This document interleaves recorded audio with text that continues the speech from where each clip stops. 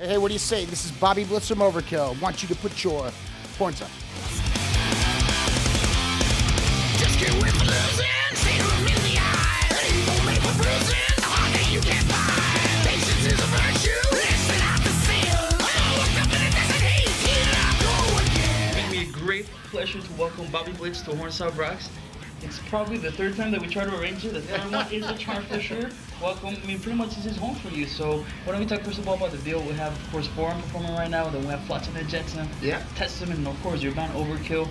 And how has been the deal so far? And how does it feel to be on tour with Testament after 25 years of not being able to like do it together? You know, one of the great things about this is that three of the bands are cut from the same cloth, Flotsam, Testament, and Overkill, and from the same era. So it really has that kind of traveling festival vibe to it.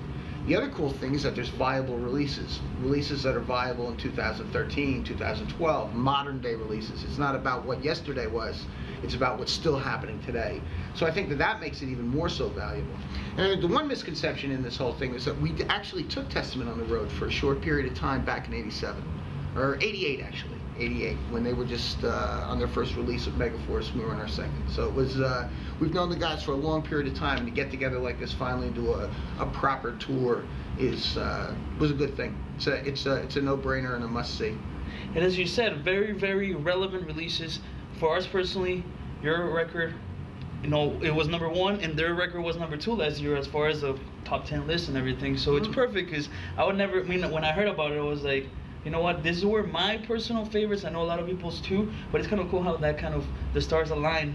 And especially in a time where there's so many new bands coming and some of the younger generations are not understanding what the old school mentality and the bands represent. Like, for example, what Overkill has done, what Testament has done, what Flotsam has done. You know, like, you are so prevalent right now, and the record last year proves that, you know? Well, I can tell you, you know, I mean, one of the principles we've had since the beginning, all the way back until when we knew when they were kids, when we were kids, is that, you know, you're in it to win it. Competition is a great thing. I mean, it's not a bad thing to want to beat somebody, you know, as long as it's a fair field. And I think that when we go out there to compete, I think that really the people who win are the people who are seeing these shows. And if we go in there to compete when we're in the studio, the people who win are the ones who hear those CDs, those records, those projects. So I think if you have that mentality and you keep that in the forefront, I'm in this to win this, then you get great results. Yeah, and it's proof also that you don't want to lay back and be like, since I've been around for this long, I have done this so far so successful, now I'm gonna pull back and chill, because then, you know, you were that success, you were that sensation. Well, then it's about what we were, not about what we are.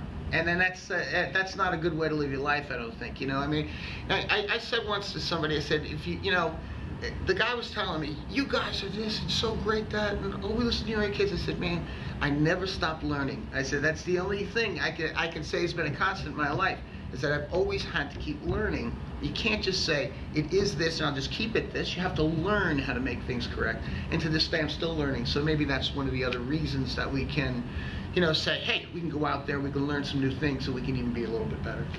And what was the mindset when you went into production for the Electric Age? What was, as a band, what was the first meeting when you sat down and say, hey, here's where we want to go for the next few years? I'll tell you a funny meeting. It was in Europe, and it was Dee Dee and myself. We were having coffee across the table like this, and we're stirring our coffees, and the sun's up, and I said, what do you think? And he said, what do you think about what?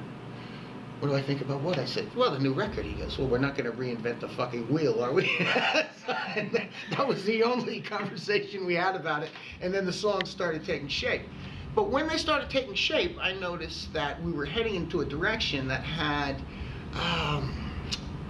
if Ironbound was a multi-dimensional Overkill record, this had less dimension to it, but it had much more of an aggressive, I'm not going to say power, but aggressive approach to it. And I think the final, or the back end of that aggressive approach, is one slickly polished record that sounds like it cost $1 million to make without sacrificing grit. Who would you guys work with? I mean, who were the elements that maybe you brought in differently this time around for the production of this album? Well, the production was done by ourselves. We brought in Greg Reilly from Vancouver, Canada. Greg has done different work with, you know, Machine Head or Fear Factory, or Coldplay, Sarah McLachlan. I mean, this is a, you know, eclectic kind of a dude, and we just liked his work. We wanted to have a record that was mixed objectively, not by us, somebody else doing it, that had could give it the uncompressed type sound and still get separation, still have that record sound loud on 3. And that was really the production goal. And I think we achieved it. I mean, one of the unique things about it is that it's a loud record at 3. If you're loud at 3, you're not compressing things as much. So it's a really kind of a cool thing when you turn it up to 8, you can still hear everything. So.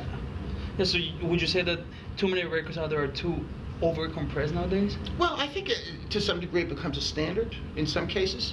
And I think that, you know, as the question before, the answer I gave you, that you always want to try to be able to learn something, to do something different, is to be able to step out and take a look at, you know, what the norm is and put your spin on that norm and then try to manipulate that norm and say, what could we do? And then when we were thinking about this thing, wouldn't it be great to have a record that actually sounded old school with modern production elements, less compression, and or appearing like less compression, and loud at such a low volume. And through the live shows, obviously how Overkill has always, you know, pretty much proved who you guys are. The newest songs so far, have they represented basically what your vision was and what you would kind of expect from the Overkill fans? I think so. I mean, you know, I think you know what you're going to get from us. It's just to what degree, you know. And I think that that's kind of cool that you can depend on. You know, I don't want to necessarily call us a product, but you can depend. Maybe you depend on a friend, you know, that type of thing. So I think that we do know what we're going to present. But to what degree is it going to be accepted? You can never forecast that. Again, though, you go in it to win it. I mean, you don't go in it to lose. You know, when you leave the studio, you're thinking to yourself, okay, we've done the best we could under the circumstances. I think we have something. But I knew it when the songs for the Electric Age were coming together that we had something special. And Bobby, from all these years you've been doing this, the hardest lesson you have learned, what would it be? Hardest lesson I've learned.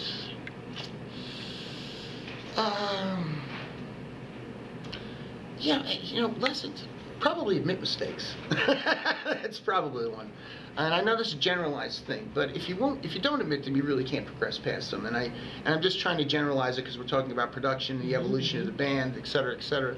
So if I admit the mistakes that we've made, after that mistake happens, whether it be to myself, whether it be to my partner, whether it be the other band members, I think it gives us the opportunity there to go beyond that mistake and kind of take it to another level. And that's really what you're looking to do. You're not looking to just hang in one spot. You know, you get stagnant and moldy, and there's no movement in that. So I think that admitting mistakes is probably the hardest lesson, but I've obviously learned it. So. And I know you're a big music fan. Do you remember what was the first show you saw when you were probably, and how old you were? Yeah, I was 15. It was Queen, Sheer Heart Attack. And where was that? It was at the Capitol Theater in Passaic, New Jersey. Yeah, 15 years old. So Freddie Mercury was pretty much the frontman that you saw, and you're like, I want to do that? Blew my mind. Are you kidding me? Oh my God! If you could have seen that tour, do you know the record? It's called Now I'm Here. Now I'm Here is the opening track, and they had 3 Freddie Mercurys on stage, but it was all black, and he would say, "Now I'm here." He'd be on top of the PA stack here. "Now I'm there." The other PA stack, and then the whole stage exploded, and the third guy showed up. It's killer.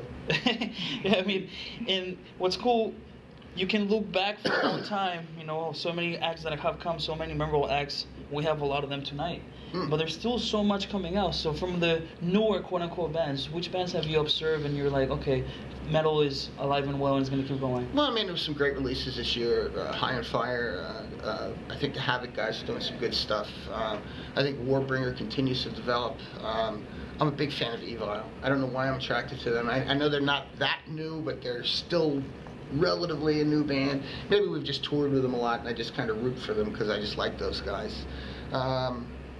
Let's say those guys, the ones I just mentioned, those 4. I mean, I think that they all have individuality from each other. You see that how as they develop and go from album to album, that they're starting to get their own personalities, and I think that that's really the necessity. You can be part of a scene, but you have to have a sound that's unto yourself, with a signature sound that's yours.